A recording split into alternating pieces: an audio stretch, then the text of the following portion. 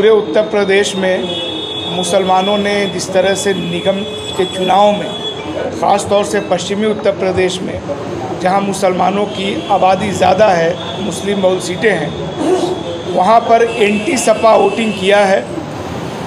ये बात बताने के लिए छोटी छोटी बैठकें पिछले कई दिनों से मैं कर रहा हूं और कल मैं मुगल सराय और बनारस में भी जो छोटी छोटी बैठकें हम लोग करते हैं, उनमें जा कर के इस बात को महसूस किया कि पश्चिमी उत्तर प्रदेश का जो ट्रेंड है, जहां मुसलमानों ने एंटी वोटिंग किया मेयर के चुनाव में, लोकसभा चुनाव में पूर्वी उत्तर प्रदेश में भी मुसलमान ऐसा ही करने जा रहा है। ये महसूस किया जा रहा है कि समाजवादी पार्टी को मुसलमान अब पूरी तरह छोड़ने का मन बना चुका है, क्योंकि उसको ये बात समझ में आ गई है कि जब तक मुसलमान कांग्रेस को एकमुश्त वोट किया करते थे, पूरे देश में भारतीय जनता पार्टी के सिर्फ 2 सांसद हुआ करते थे, अटल बिहारी वाजपेयी और आडवाणी। मुसलमानों को ये समझ में आ गया है कि जैसे जैसे हम कांग्रेस से दूर हुए, सपा में गए,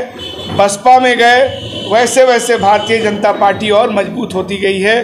तो ये बात मुसलमानों को ख़ास तौर से समझ में आ गई है कि अगर भाजपा को हराना है तो कांग्रेस को जिताना होगा। सपा जीतने की स्थिति में नहीं है और ना ही वो मुसलमानों के सवाल उठाती रही है। उदाहरण के तौर पे आप देख सकते हैं कि जहाँ जहाँ भी CA NRC की हिंसा हुई, आपके शहर में भी प्रियंका गांधी जी आई, कांग्रेस के तमाम नेता जेल में गए। बनारस में ही दर्जनों नेता CA NRC आंदोलन में जेल में गए थे। मैं खुद लखनऊ जेल में 19 दिन था। समाजवादी पार्टी का एक भी नेता जेल नहीं गया था। तो आम मुसलमान ये देख रहा है कि समाजवादी पार्टी मुसलमानों को गुमराह करके उनका वोट ले लेती है, उसको बदले में कुछ मिलता भी नहीं है। और समाजवादी पार्टी की जो इस समय छवि है, उसके समर्थक वर्ग की जो छवि है, उसके वजह से कोई दूसरी जाति बिरादरी के लोग भी सपा को वोट नहीं करते।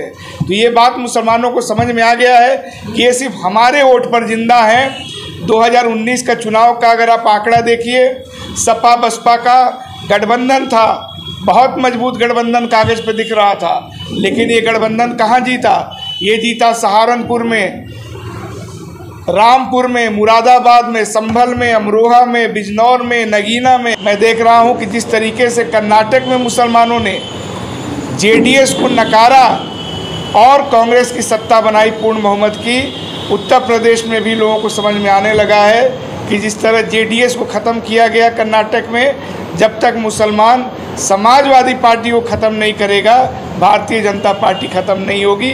और उसके लिए उसने तय कर लिया है कि कांग्रेस पार्टी में उसको आना है।